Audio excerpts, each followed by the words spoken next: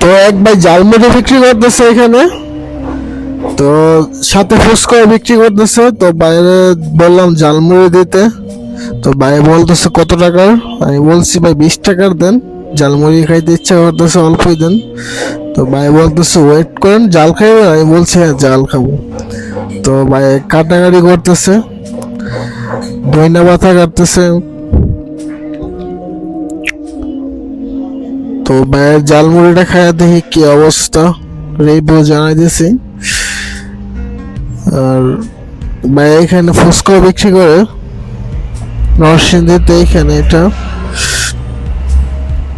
তো ভাই জালমুড়ি এখন বানাইবে, মুড়ি দিতেছে প্রথম,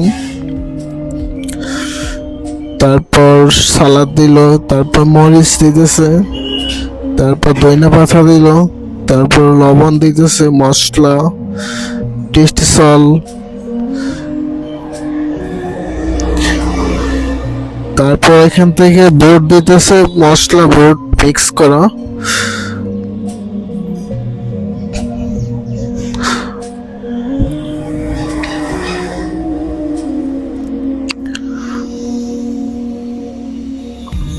ঝালমুড়ি আমার অনেক পছন্দ একটা খাবার, আমি সবসময় ঝালমুড়ি খাই বেশিরভাগ রাস্তাঘাটে বাইরে এলে।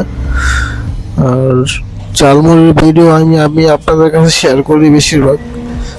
তো ভাই আমার ঝালমুড়িটা অলরেডি বানায় ফেলছে, তো এখন ঠোঙ্গার মধ্যে দিতেছে।